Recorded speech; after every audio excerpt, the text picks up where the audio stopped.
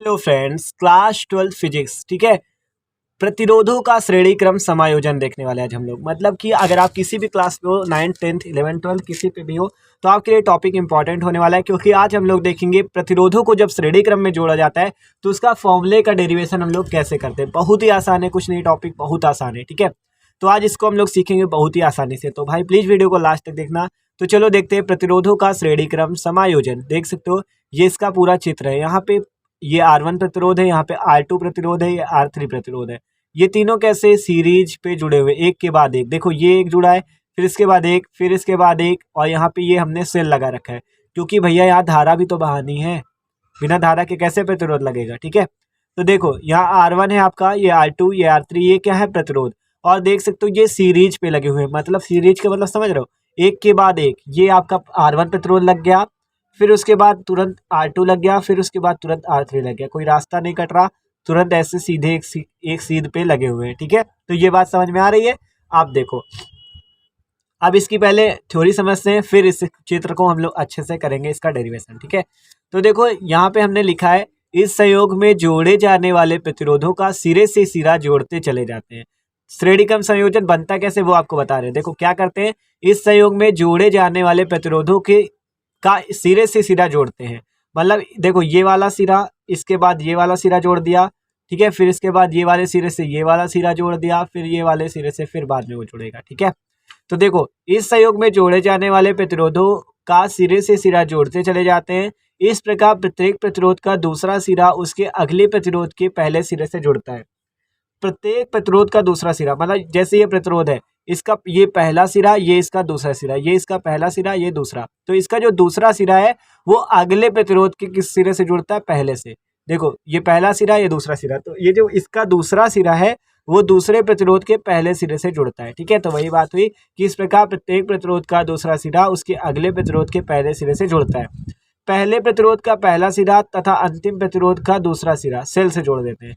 मतलब ये जो पहला प्रतिरोध है, इसका ये कौन सा सिरा है, पहला, ये दूसरा, तो इसका जो पहला सिरा ये सेल से जोड़ देते हैं, और अंतिम का दूसरा, ये पहला इसका है, ये दूसरा, तो इसका दूसरा इससे जोड़ देते हैं। देखो कह रहा है कि पहले प्रतिरोध का पहला सिरा तथा अंतिम प्रतिरोध का दूसरा सिरा। पहले प्रतिरोध का ये पहला सिरा है, और ये अंतिम प्रतिरोध का ये वाला जो सिरा है ये दूसरा पड़ जाएगा। ठीक है, तो इसका दूसरा सिरा हम किससे जोड़ देते हैं, इस सेल से। इस सेल से हम लोग जोड़ देते हैं। ठीक है, इस सेल से क्या करते हैं, जोड़ देते हैं। देख सकते हो, तो इस सेल से हम लोग क्या करते हैं, जोड़ देते हैं। आप देखो इतना आपको समझ में आ गया श्रेणी क्रम संयोजन बनाते कैसे हैं। ये आपकी पूरी थ्योरी है, अब हम इसका डेरिवेशन करेंगे। ठीक है, तो देखो यहाँ पे आप चित्र पे देख रहे हो, है क्या आपका, कुछ नहीं, आसान है। देखो यहाँ पे आपको धारा सारी जगह सेम दिख रही है। आई धारा यहाँ पे, आई धारा यहाँ पे, आई धारा यहाँ पे, आई धारा यहाँ पे। आप बताते ये क्यों हुआ। देखो आपको एक चीज़ याद रखनी है, देखो एकदम बेसिक बता रहे हैं। ठीक है, मान लो अगर आप एक रास्ते पे चले जा रहे हो, ठीक है, तो आपको याद रखना है वहाँ पे धारा सेम होगी।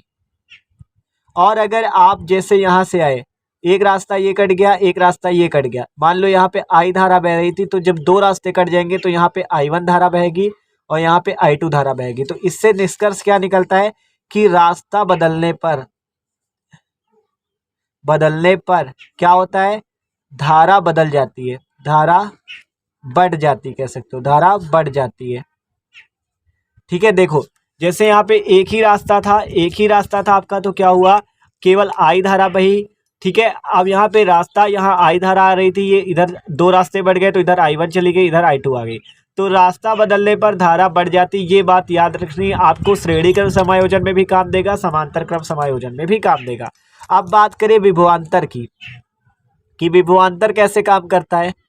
विभवांतर काम करता है ऐसे, देखो अगर बिंदु बदल गए, जैसे ये A और B बिंदु है, तो यहाँ पे विभवांतर एक ही रहेगा। ठीक है, चाहे जितना बड़ा परिपथ हो आपका, ये इतना बड़ा, कितना भी बड़ा परिपथ हो, उस पर विभवांतर केवल V ही रहेगा। लेकिन अगर ऐसे हो जाए, जैसे ये ऐसे, ये मान लो A बिंदु, ये B बिंदु, ये C बिंदु, ये D बिंदु, तो यहाँ पे सब में क्या हो जाएगा, विभवांतर अलग हो जाएगा। यहाँ V1, यहाँ V2 लगेगा, यहाँ V3, यहाँ पे V4। मतलब अगर बिंदु बदल गए, बिंदु बदलने पर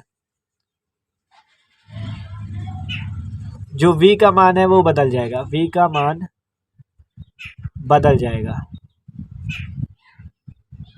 तो आप कौन कौन सी बातें याद रखोगे कि अगर रास्ता बदला तो धारा बदल जाएगी, देख सकते हो I1 I2, और अगर बिंदु बदले तो विभवांतर बदल जाएगा। ठीक है, ये बात आपको याद रखनी है। अब चित्र पे देखते हैं। तो देखो यहाँ इस चित्र पे देखो क्या रास्ता बदल रहा है। देखो जैसे यहाँ पे था सीधा रास्ता ही तो है, देखो ये आपका एक सीधा ही रास्ता तो है, ये देख सकते हो कुछ मिला तो नहीं, सीधा ही रास्ता तो है ये पूरा। ये जो सर्किट बना हुआ है पूरा ही सीधा ही रास्ता है। अगर यहाँ पे रास्ता बदल जाता है, इस रास्ते से आप इस रास्ते पे भी चले जाते, इस रास्ते पे भी चले जाते, तो आपका धारा बदल जाती। तो यहाँ पे धारा कैसी होगी, सेम होगी। क्यों सेम है, क्योंकि रास्ता नहीं बदला, एकदम सीधा रास्ता है, देख सकते हो रास्ता कैसे एकदम सीधा। अब बात करें विभवांतर की। देखो वी विभवांतर कब बदलता है, जब बिंदु बदलते हैं। देखो यहाँ ए और डी बिंदु है तो इसके बीच विभवांतर दूसरा होगा वी। अब यहाँ पे ए और बी बिंदु है, सॉरी ए डी था तो इसके बीच विभवांतर वी हो गया। अब यहाँ पे ए और बी बिंदु है तो इसके बीच विभवांतर क्या होगा, बदल जाएगा, वी नहीं रहेगा क्योंकि यहाँ पे बिंदु बदल गए। देखो ए और डी के बीच दूसरा, ए और बी के बीच दूसरा, बी और सी के बीच दूसरा, सी और डी के बीच दूसरा। देखो जैसे यहाँ पे बताया था बिंदु बदलने पर वी का मान बदल जाएगा। तो यहाँ पे ए और बी के बीच कैसा विभवांतर लगेगा, R1 है तो V1, और यहाँ पे बात करें R2 है तो V2, R3 है तो V3। मतलब विभवांतर क्या होंगे, हर जगह चेंज होंगे क्योंकि इस पे रास्ता, देखो रास्ता बदल रहा था, रास्ता सीधा था, कोई रास्ता नहीं बदला तो धारा नहीं बदली, आई धारा है। लेकिन बिंदु बदल गए, ए डी बिंदु, ए बी बिंदु, बी सी बिंदु, सी डी बिंदु, तो हमने विभवांतर बदल दिए। ठीक है, तो कोई दिक्कत नहीं आता। अब हम करते हैं डेरिवेशन। तो देखो इस चित्र के हिसाब से हम लोग निकालते हैं।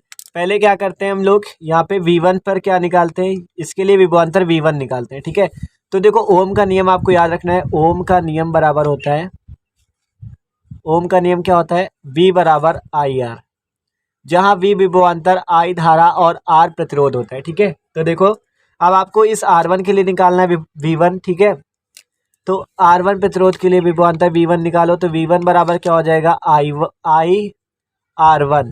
ठीक है, देखो बात करें कैसे हमने निकाल लिया, ये आप भी निकाल पाओगे। कैसे निकाला, देखो हमने क्या निकाला, R1 प्रतिरोध के लिए विभवांतर V1 निकाला। तो कैसे निकाला, देखो V बराबर फॉर्मूला क्या होता है, IR।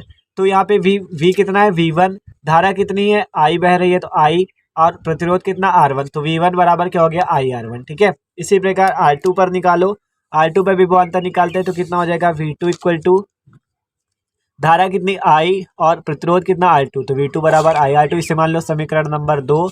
आप क्या हो जाएगा, देखो V3, इसी प्रकार V3 निकालते हैं। V3 बराबर धारा कितनी, I, प्रतिरोध कितना, R3, तो IR3, समीकरण नंबर 3।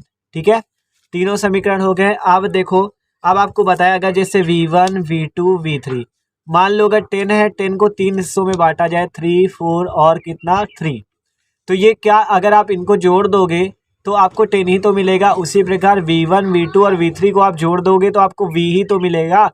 तभी तो विभवांतर तीनों जोड़कर ही तो सेल का विभवांतर बनेगा, अलग से तो आएगा नहीं। V1, V2, V3 को जोड़ने के बाद आपको V ही मिलने वाला है। ठीक है, तो हम यहाँ पे क्या लिख सकते हैं, V equal to V1 plus V2 plus V3।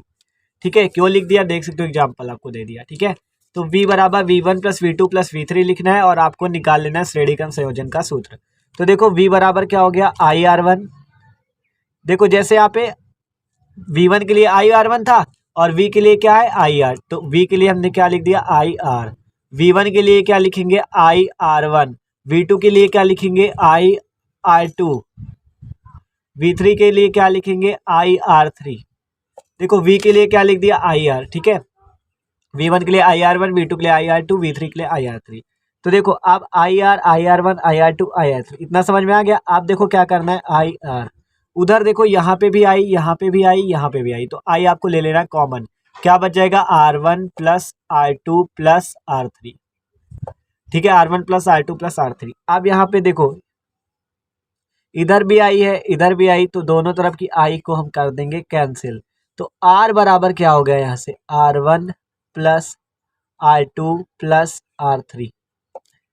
तो भैया ये जो निकल के आया है आपका, ये आपका श्रेणी क्रम संयोजन के लिए फॉर्मूला है प्रतिरोधों का।